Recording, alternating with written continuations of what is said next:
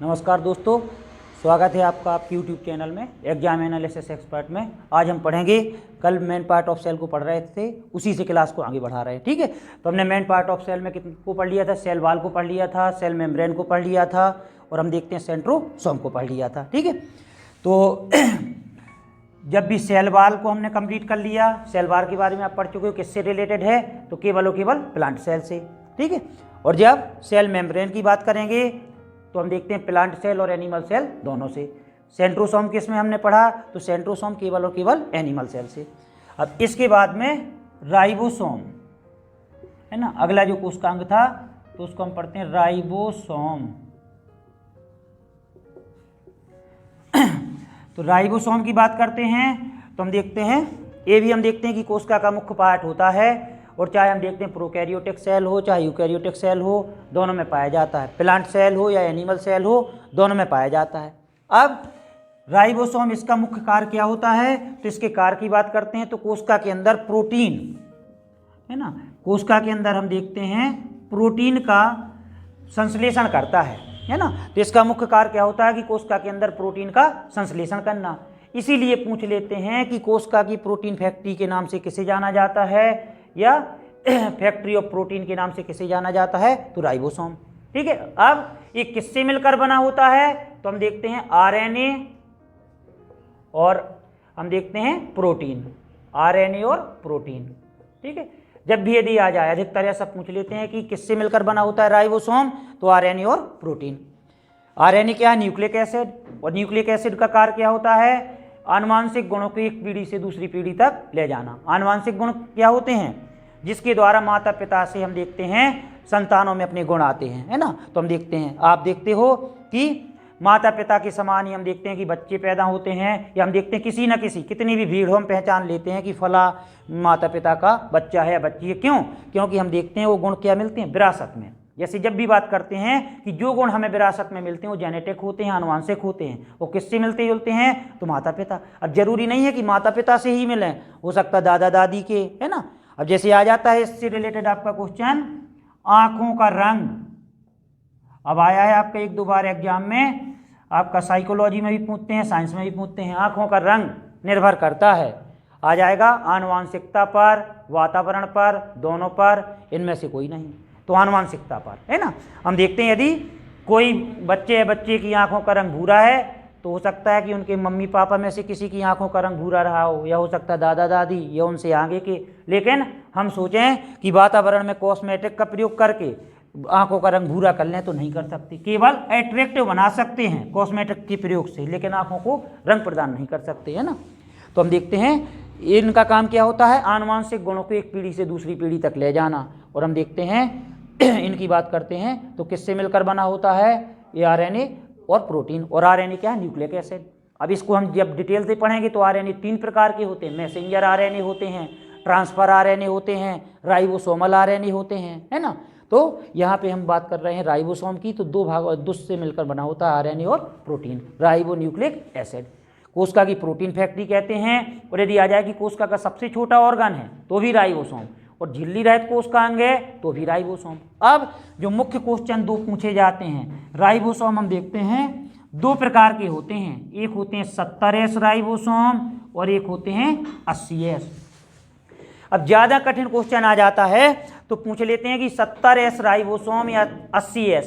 तो यहाँ S जो दिया गया है, तो S से तात्पर्य किससे होता है? सब यूनिट से, उप इकाई से, है ना। यहाँ लिखा है 70S, तो S का तात्पर्य क्या होता है? सब यूनिट या उप इकाई, है ना। तो आ जाएगा राइबोसोम कितने प्रकार के होते हैं? 2 प्रकार के, 70S और 80S। अब यदि क्वेश्चन पूछता है कि 70S राइबोसोम किन 2 उप इकाइयों से मिलकर बना होता है, तो हम देखते हैं इसका आंसर क्या होगा? 50S और प्लस 30S। अब आप सोचोगे कि इसका जोड़ तो 80 आ रहा है, तो हम देखते हैं कि ये व्हीलनुमा संरचना होती है, और हम देखते हैं जो 1 है 10 है, तो 10 को रेडियस मान लेते हैं। तो इस प्रकार से हम देखते हैं कि टोटल इसका कितना आ जाता है? 80, लेकिन माने जाते हैं 70S, है ना। तो यदि आ जाएगा कि 70S राइबोसोम किन 2 उप इकाइयों से मिलकर बना होता है, तो 50S प्लस 30S। अब यदि आ गया कि 80S राइबोसोम किन 2 उप इकाइयों से मिलकर बना होता है, तो हम देखते हैं 60S और प्लस 40S। अब इनका टोटल 100 होता है। क्यों? क्योंकि इसमें जो हम देखते हैं रेडियस को मानेंगे तो इसमें 20 मान लेते हैं, तो इस प्रकार से 60 और 20 80 और 20 100। तो इनका टोटल होता है 100 लेकिन माने जाते हैं 80s, इनका टोटल 80 होता है लेकिन माने जाते हैं 70।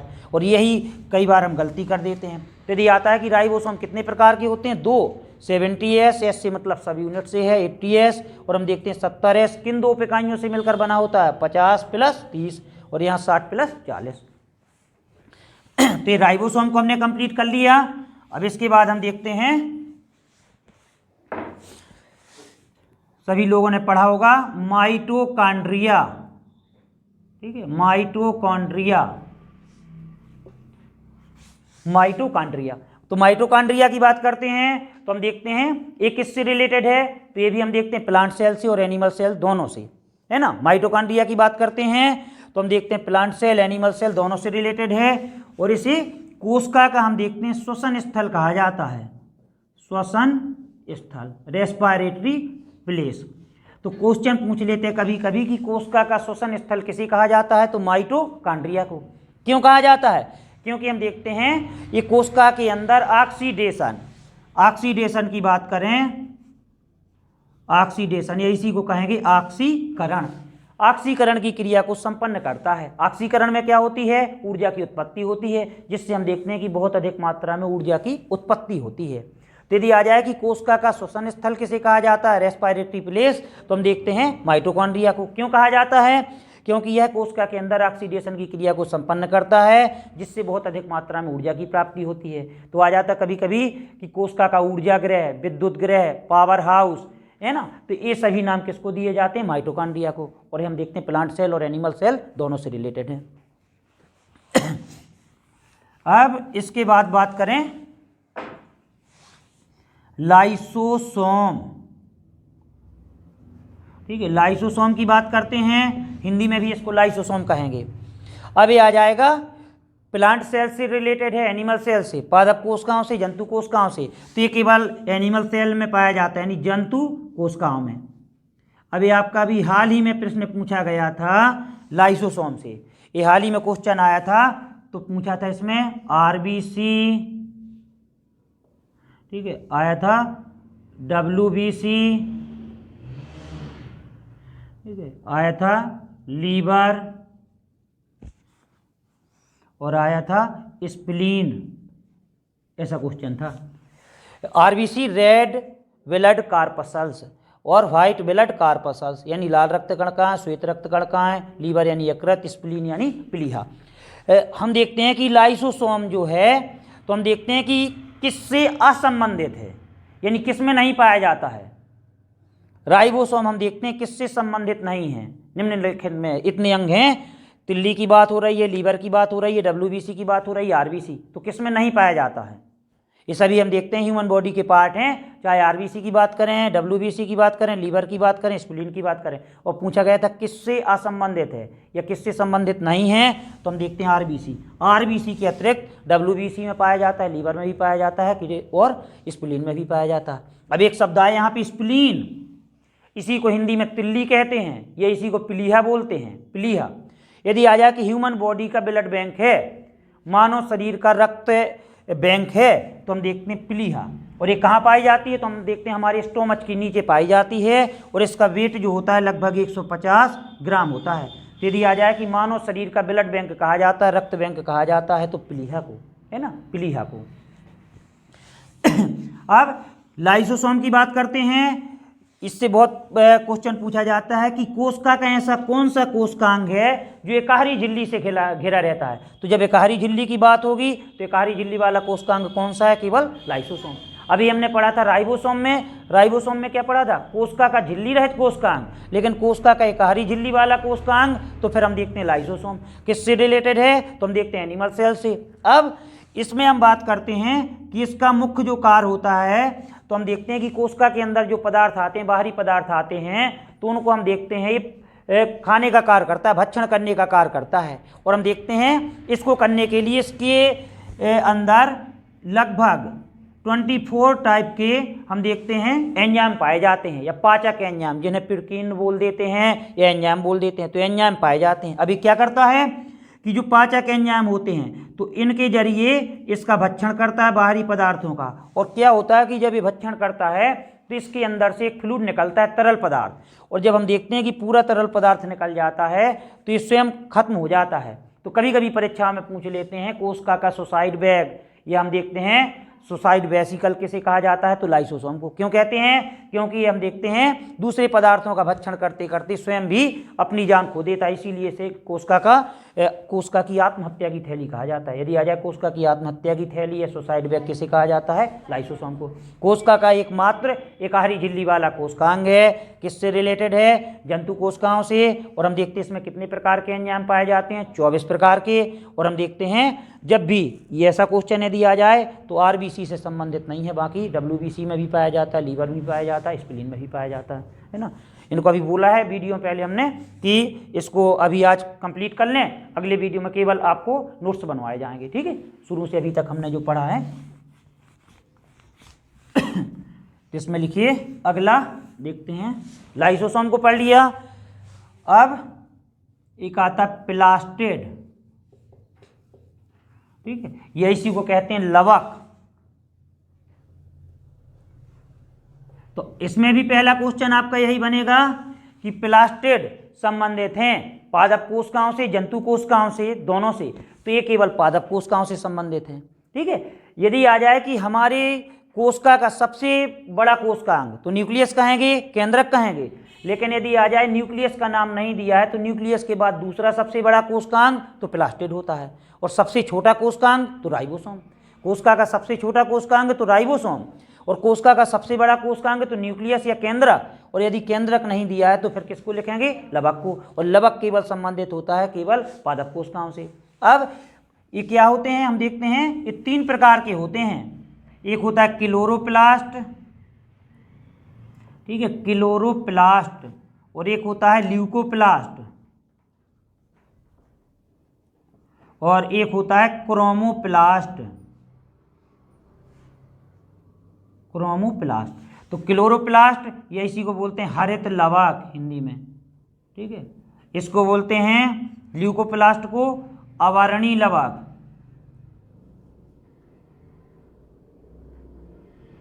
ठीक है। इसको बोलते हैं वर्णी लवक, ठीक है।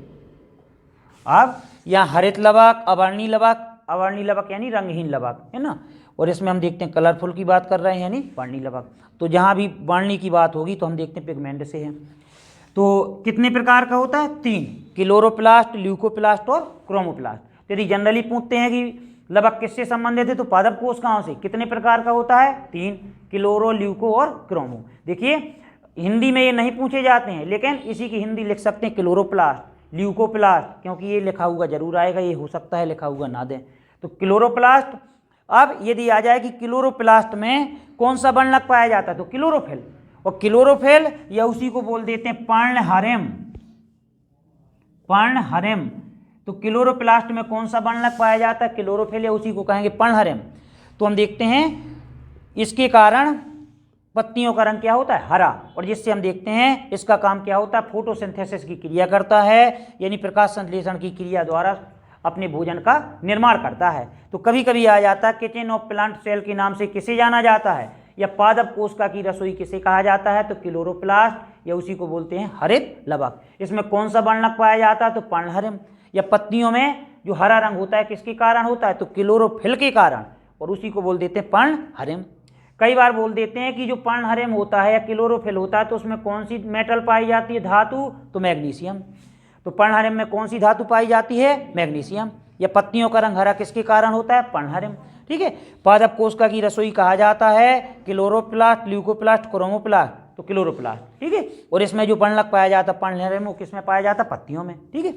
अब ल्यूकोप्लास्ट, ये हम देखते हैं रंगहीन लवक होते हैं, यानी इनका कोई निश्चित रंग नहीं होता है। और ये हम देखते हैं पौधों के उन भागों में पाए जाते हैं जहाँ तक सूर्य का प्रकाश नहीं पहुँचता है, जहाँ तक यानी सूर्य का प्रकाश नहीं पहुँचता है। अब देखना एक शब्द, एक आता है जड़, या इसी को कहते हैं रूट, एक होता है तना, या इसी को कहते हैं स्टेम, है ना। तो हम देखते हैं जब जड़ की बात करते हैं तो जड़ें क्या होती हैं? अब आपने नाम सुना होगा आप मैथ में पढ़ते हो, एक होता है अवरोही, है ना, और एक होता है आरोही, है ना, घटता क्रम बढ़ता क्रम पढ़ते हो ना। तो अवरोही मीन्स होता है डिसेंडिंग सीरीज, है ना, यानी घटता हुआ क्रम, और आरोही बढ़ता, है ना, असेंडिंग की बात करते हैं। तो अब यदि आ जाए कि जड़ है पौधे का अवरोही भाग आरोही भाग, तो क्या लिखेंगे? हमें ये देखना जड़ें क्या होती हैं जमीन के अंदर, यानी घटता हुआ लिखेंगे ना, तो क्या हो जाएगा? अवरोही, ये लिख सकते हैं ना। अब इसमें हमने मान लो यहाँ पूरा पढ़ के गए, यहाँ से क्वेश्चन आ गया कि जड़ है पौधे का अवरोही भाग, तो जड़ें हम देखते हैं जमीन के अंदर होती हैं, यानी हम देखते हैं घटता हुआ, तो हम देखते हैं क्या हो जाएगा? अवरोही भाग। अब तना है पौधे का आरोही भाग, अवरोही, तो तने जो होते हैं तो स्टेम की बात करते हैं ऊपर की ओर, यानी प्रकाश की ओर बढ़ता है, तो क्या हो जाएगा? आरोही भाग। ठीक है, अब यहां से एक क्वेश्चन और बनता है, इस प्रकार से दे देते हैं, धनात्मक गुरुत्वानुवर्ती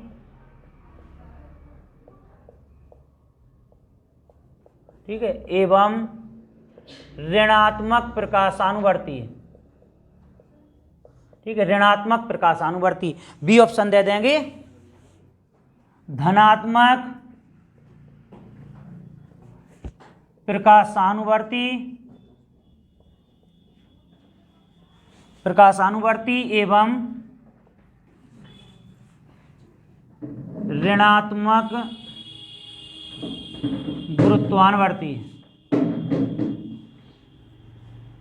और दे देंगे ए बी दोनों, और डी दे देंगे कोई नहीं। अब क्वेश्चन क्या पूछा गया है? जड़ें होती हैं, रूट की बात कर रहे हैं, धनात्मक गुरुत्वानुवर्ती एवं ऋणात्मक प्रकाशानुवर्ती, धनात्मक प्रकाशानुवर्ती एवं ऋणात्मक गुरुत्वानुवर्ती। ऐसा क्वेश्चन आ जाता है तो हम सोच लेते हैं अरे तुक्का मार दिया जाए, और बहुत ही तो कठिन शब्द दे दिए। अब यही है जो हमने अभी समझे हैं, और जब ऐसे क्वेश्चनों को हम हल कर लेते हैं, जब हमें बोनस मिलता है। अब देखना, पूछा जाएगा जड़ें होती हैं, रूट की बात कर रहे हैं, जड़ें होती हैं धनात्मक गुरुत्वानुवर्ती, ऋणात्मक प्रकाशानुवर्ती, धनात्मक प्रकाशानुवर्ती, ऋणात्मक गुरुत्वानुवर्ती। एक शब्द आया ग्रेविटेशनल, जिसे कहें गुरुत्वाकर्षण। तो हम देखते हैं गुरुत्वाकर्षण कहाँ पाया जाता है? जमीन में। जमीन की बात करते हैं ना, तो जड़ें हम देखते हैं कि जमीन में गहराई में स्थित होती हैं, यानी गुरुत्वाकर्षण किससे रिलेटेड है? जड़ों से, जड़ से या तने से? तो जड़ से, यानी धनात्मक गुरुत्वानुवर्ती। अब हमने देखा है कि जो जड़ें होती हैं तो प्रकाश की विपरीत दिशा में बढ़ती हैं, जबकि जो स्टेम होता है तो प्रकाश की ओर बढ़ता है, यानी इसमें ऋणात्मक प्रकाशानुवर्ती आएगा ना। तो जड़ें जो होती हैं धनात्मक गुरुत्वानुवर्ती होती हैं, ऋणात्मक प्रकाशानुवर्ती। क्यों? जड़ें हम देखते हैं भूमि में गहराई की ओर बढ़ती हैं, भूमि में क्या पाया जाता है? गुरुत्वाकर्षण बल। कोई भी वस्तु जब हम ऊपर की ओर फेंकते हैं तो क्या कारण है कि वो वापस नीचे गिरती है? क्योंकि पृथ्वी में गुरुत्वाकर्षण बल पाया जाता है। अब यदि क्वेश्चन आ जाए कि तने होते हैं तो तने प्रकाश की ओर बढ़ते हैं, यानी धनात्मक प्रकाशानुवर्ती एवं ऋणात्मक गुरुत्वानुवर्ती आएगा ना। तो इस प्रकार से पूछ लेते हैं। तो जब जड़ की बात करते हैं या तने की बात करते हैं तो जड़ पौधे का क्या है? कौन सा? अवरोही या आरोही? एसेंडिंग डिसेंडिंग पढ़ते हो ना। तो जड़ क्या है? इस प्रकार से, यानी घटता हुआ क्रम, यानी अवरोही। और तने की बात करेंगे आरोही। ठीक है। और जड़ें क्या होती हैं? धनात्मक गुरुत्वानुवर्ती, ऋणात्मक प्रकाशानुवर्ती, जबकि तने जो होते हैं धनात्मक प्रकाशानुवर्ती यानी ऋणात्मक गुरुत्वानुवर्ती।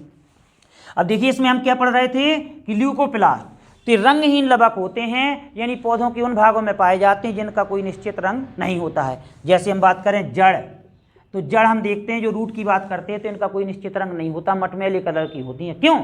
क्योंकि हम देखते हैं कि नीचे यानी इनमें प्रकाश नहीं होता है। तो कभी कभी क्वेश्चन आ जाता है कि जड़ें आती हैं, यह एग्जाम्पल हैं क्लोरोप्लास्ट के, ल्यूकोप्लास्ट का, और हम देखते हैं क्रोमोप्लास्ट का। तो ल्यूकोप्लास्ट क्योंकि जड़ों का कोई निश्चित रंग नहीं होता है, आ जाएगा ना इसमें। अब वर्णी लवक की बात करते हैं, यानी ये पौधे के ऐसे भागों में पाए जाते हैं जिनका निश्चित रंग होता है, यानी जितने भी कलरफुल पार्ट होते हैं पौधे के तो सभी हम देखते हैं क्या कहलाते? वर्णी लवक। यानी जैसे हम बात करें बीज, सीड की बात करते हैं, बीज की बात करते हैं, तो कोई भी बीज होता है तो उसका कोई ना कोई रंग होता है ना। पुष्प की बात करते हैं, फ्लावर की बात करते हैं तो हम देखते हैं फूल का कोई ना कोई रंग होता है। एक होती है फ्रूट बॉल, फ्रूट बॉल की बात करें यानी फल भित्ति, तो फल भित्ति जानते हो? कोई भी फल होता है तो हम देखते हैं कि ऊपर जो हार्ड आवरण होता है वो बोलते हैं फल भित्ति। जैसे सेब खाते हैं तो सेब के ऊपर जो हार्ड आवरण होता है ना, जो छिलका होता है कुल मिला के उसका, तो कहलाता है फल भित्ति। तो कोई भी फल होता है, टमाटर जैसे है ना, तो जब उसका ऊपरी परत होती है तो कहलाती फल भित्ति। फल भित्ति की बात हो रही है। तो कोई भी फल भित्ति यानी कोई भी फल होता है तो उसका कोई ना कोई रंग होता है ना। जैसे नहीं जाता कि टमाटर का रंग लाल किसके कारण होता है, या गाजर का रंग लाल किसके कारण होता है, तो वर्णक होते हैं। टमाटर में लाइकोपिन पाया जाता है, गाजर में यदि नारंगी की बात हो तो कैरोटीन, और यदि गाजर का रंग लाल होता है तो एंथोसायनिन। तो हम देखते हैं ये क्या है, रंग प्रदान करते हैं। अब क्वेश्चन क्या आ जाएगा, बीज किससे संबंधित हैं, हरित लवक से, अवर्णीय लवक से वर्णी। तो बीजों का कोई ना कोई रंग होता है, यानी है ना। फ्लावर तो फूल का कोई ना कोई रंग होता है, तो इससे। फल भित्ति तो कोई भी फल का रंग होता है, तो इसके कारण, यानी इससे रिलेटेड हो जाएंगे। ठीक है, अब इससे इस प्रकार के क्वेश्चन, सरल क्वेश्चन बनेगा। तो प्लास्टिड पाया जाता है एनिमल सेल में, प्लांट सेल में तो केवल और केवल पादप कोशिका में, है ना। अब कितने प्रकार के होते हैं, 3 प्रकार के। किचन ऑफ प्लांट सेल के नाम से किसे जाना जाता है, पादप कोशिका की रसोई के नाम से। तो हम देखते हैं हरित लवक को। क्यों जाना जाता है, क्योंकि हम देखते हैं कि इसके अंदर क्लोरोफिल पाया जाता है, जिससे फोटोसिंथेसिस की क्रिया के द्वारा हम देखते हैं अपने भोजन का निर्माण करता है। इनको पढ़ लेंगे, इनको पढ़ लेंगे। ठीक है, तो इस प्रकार से हम देखते हैं लवक को हमने कंप्लीट कर लिया।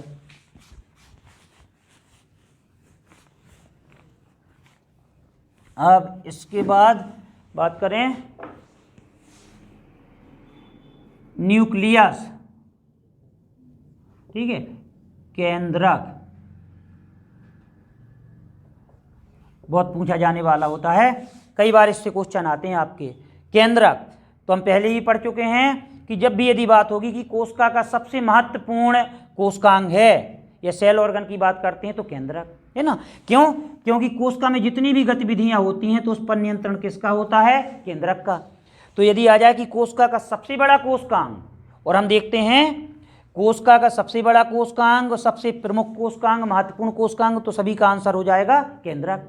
अब केंद्रक किससे मिलकर बना होता है, तो डीएनए और प्रोटीन। किससे मिलकर बना होता है, डीएनए और प्रोटीन। हमने राइबोसोम में पढ़ा था आरएनए और प्रोटीन, और जब केंद्रक की बात करेंगे तो डीएनए और प्रोटीन। डीएनए में कौन सी शर्करा पाई जाती है, डीऑक्सी राइबो न्यूक्लिक अम्ल, है ना। अम्ल के बारे में हमने पढ़ा था कल की क्लास में। तो अम्ल क्या होते हैं, लाल को नीला करते हैं, नीले को लाल, नीले को लाल, है ना। अब डीएनए क्या है, तो ये भी हम देखते हैं न्यूक्लिक एसिड है, यानी आनुवांशिक गुणों को एक पीढ़ी से दूसरी पीढ़ी तक ले जाने का कार्य करता है। अब केंद्रक सभी यूकैरियोटिक कोशिकाओं में पाया जाता है, ये पढ़ चुके हैं हम। जिन कोशिकाओं में केंद्रक पाया जाता है, यानी केंद्रक युक्त कोशिकाएं क्या होती हैं, यूकैरियोटिक कोशिकाएं। अब आ जाएगा केंद्रक पाया जाता है प्रोकैरियोटिक सेल में, यूकैरियोटिक सेल में, तो प्रोकैरियोटिक सेल में ना होके यूकैरियोटिक सेल में। ठीक है, तो केंद्रक सभी यूकैरियोटिक कोशिकाओं में पाया जाता है। किससे मिलकर बना होता है, डीएनए और प्रोटीन से मिलकर बना होता है। इसका ये क्या है, डीएनए न्यूक्लिक एसिड है, और इनका कार्य क्या होता है, आनुवांशिक गुणों को एक पीढ़ी से दूसरी पीढ़ी तक ले जाना। अब प्राय जितनी भी कोशिकाएं होती हैं तो उनमें एक केंद्रक पाया जाता है ना। जैसे हम देखते हैं इसकी बात करें, पैरामीशियम की बात करें, तो पैरामीशियम में कितने केंद्रक पाए जाते हैं, 2 केंद्रक पाए जाते हैं, है ना। मनुष्य में हम देखते हैं कि पेशियों की बात करते हैं, मांसपेशियों की बात करते हैं, मसल्स की बात करते हैं। मसल्स की संख्या कितनी होती है ह्यूमन बॉडी में, 639। और ये कितने प्रकार की होती हैं, 3, रेखित पेशियां, अरेखित पेशियां, हृदयक पेशियां, है ना। स्ट्राइप्ड मसल्स, अनस्ट्राइप्ड मसल्स, और हम देखते हैं कार्डियक मसल। 3 प्रकार की होती हैं। कौन सी पेशियां होती हैं जिनमें हम देखते हैं थकावट उत्पन्न होती है, या कौन सी पेशियों को कंकालीय पेशियों के नाम से जाना जाता है, स्केलेटन मसल के नाम से जाना जाता है, तो रेखित पेशियां। रेखित पेशियां हम देखते हैं कंकाल से जुड़ी होती हैं, इसीलिए हम देखते हैं उन्हें कंकालीय पेशियां कहते हैं। हमारे शरीर के कौन से अंगों में रेखित पेशियां पाई जाती हैं, तो हाथ पैरों में, है ना। यानी ऐसे अंग जो इच्छानुसार कार्य करते हैं उनमें रेखित पेशियां पाई जाती हैं, और इनका संबंध किससे होता है, कंकाल से। आ जाता है कौन सी पेशियों में हमारी थकावट उत्पन्न होती है, रेखित में, अरेखित में, हृदयक में। कभी कहते हो कि हमारा हृदय थक गया, है ना, हमारा पेट थक गया, हमारा मुंह थक गया, यही कहते हैं ना, हाथ थक गए, पैर थक गए। क्यों, क्योंकि इनका संबंध किससे होता है, कंकाल से। तो हम देखते हैं कभी भी ये नहीं कहते कि हमारा मुंह थक गया बोलते बोलते, है ना। वो बात अलग है कि दूसरा कोई कहते कि नहीं थकता है ना। कभी कहते हैं हमारा लीवर थक गया, हमारा हार्ट थक गया, ऐसा कहते हैं ना, हमारा यूटेरस थक गया। तो हम देखते हैं जितने भी आंतरिक अंग होते हैं सभी में कौन सी पेशियां पाई जाती हैं, रेखित। और हाथ और पैरों की बात करते हैं तो रेखित। और यदि हृदय की बात करते हैं तो हम देखते हैं हृदय में कौन सी पेशियां पाई जाती हैं, हृदय। हमारे शरीर का सबसे व्यस्ततम अंग है हृदय, है ना। कई बार कंफ्यूज करने के लिए आ जाता है, हृदय विश्राम करता है प्रति एक धड़कन के बीच, प्रति 72 धड़कन के बीच, प्रति 1 मिनट के बीच, कभी विश्राम नहीं करता। तो हृदय विश्राम नहीं करता, है ना। हृदय ने विश्राम किया और विश्राम हो गया व्यक्ति का।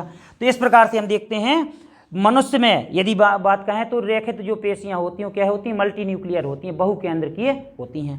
तो केंद्रक की बात करेंगे तो केंद्रक हम देखते हैं कोशिका का महत्वपूर्ण और हम देखते हैं मुख्य कोशिकांग है, सबसे बड़ा कोशिकांग है। और हम देखते हैं किससे मिलकर बना होता है, डीएनए और प्रोटीन से मिलकर बना होता है। जिन कोशिकाओं में पाया जाता है उन्हें यूकैरियोटिक सेल कहते हैं, और यूकैरियोटिक सेल जिन जीवों में पाई जाती हैं उन्हें यूकैरियोट्स बोलते हैं। अब कोशिका का ब्रेन किसे कहा जाता है, मस्तिष्क किसे कहा जाता है, तो भी ब्रेन केंद्रक को। यदि आ जाए कि कोशिका का नियंत्रण केंद्र कहा जाता है तो भी केंद्रक को, है ना।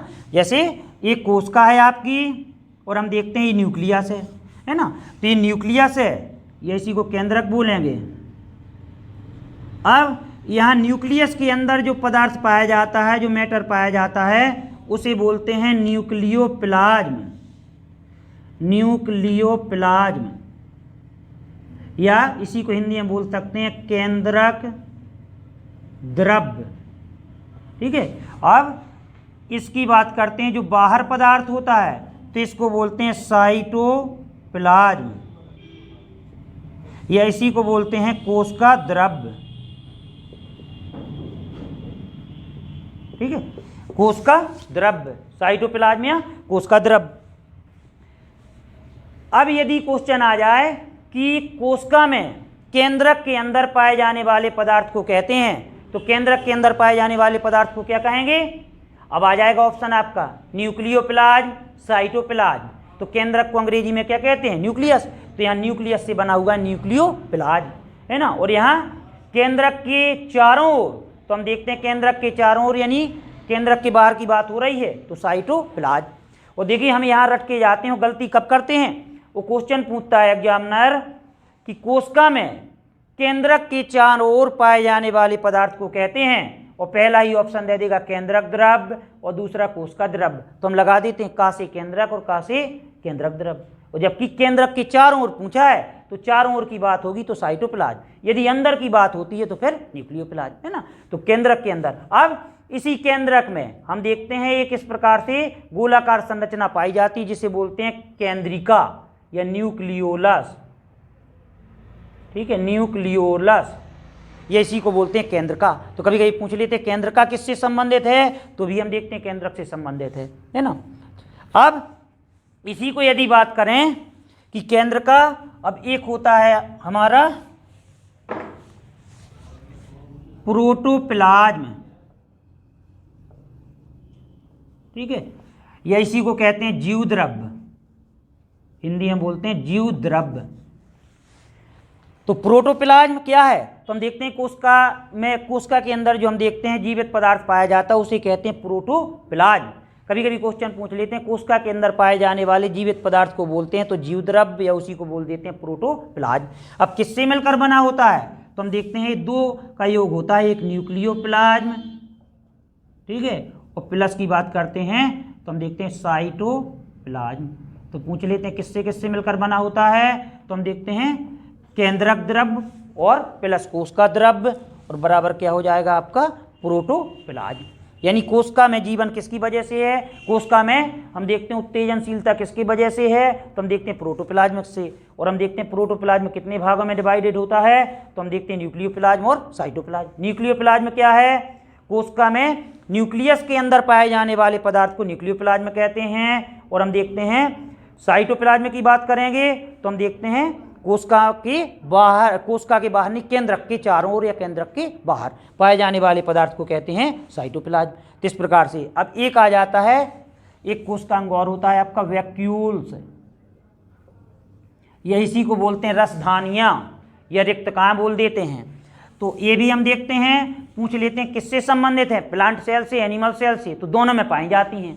और जो पादप कोशिकाओं में पादप कोशिकाओं की बात करते हैं तो इनमें हम देखते हैं पादप कोशिकाओं की बात करेंगे तो रिक्तकाएं क्या होती हैं, रिक्तकाओं का कार्य जो होता है, पादप कोशिकाओं में रिक्तकाओं का कार्य क्या होता है, कठोरता प्रदान करती हैं, हार्डनेस प्रदान करती हैं, मजबूती प्रदान करती हैं। और जब जंतु कोशिकाओं में बात होगी रिक्तकाओं की तो जंतु कोशिकाओं में रिक्तकाओं का कार्य क्या होता है, तो जंतु कोशिकाओं में जल के बैलेंस को बनाए रखते हैं, जल संतुलन का कार्य करती हैं। ठीक है, तो यदि क्वेश्चन आ जाए कि वैक्यूल्स या रिक्तकाएं या रसधानियां संबंधित हैं तो पादप से भी और जंतु से भी। अब लेकिन पादप कोशिकाओं में जो इनका कार्य होता है तो कोशिका को मजबूती प्रदान करना, हार्डनेस प्रदान करना, और जंतु कोशिकाओं में तो जल के बैलेंस को, वाटर बैलेंस को बनाए रखती हैं, इनका कार्य होता है। अब जैसे हमने एक शब्द पढ़ा है यहाँ पे द्रव्य, है ना, और एक होता है द्रव, है ना, तो इनमें बहुत बड़ा अंतर होता है, कभी कभी दोनों के एक ही मान लेते हैं, है ना। तो जब द्रव्य की बात होगी तो द्रव्य की अंग्रेजी हमेशा क्या होती है, मैटर, और यहाँ द्रव से मतलब किससे है, लिक्विड से है। यानी द्रव्य पढ़ते हैं ना, पदार्थ की कितनी अवस्थाएं होती हैं, तो यहाँ द्रव्य की बात होगी, जहाँ भी द्रव्य लिखा होगा तो इसके पदार्थ से है, मैटर से है। और हम देखते हैं कितनी अवस्थाएं होती हैं, 3, है ना, ठोस या सॉलिड की बात करें, द्रव और गैस, तो अवस्थाएं होती हैं गैस, और यहाँ हम देखते हैं लिक्विड, और यहाँ हम देखते हैं सॉलिड। यानी जब भी ये द्रव है और ये द्रव है तो इसमें अंतर है, द्रव्य मीन्स होता है पदार्थ और द्रव मीन्स होता है पदार्थ का तरल रूप।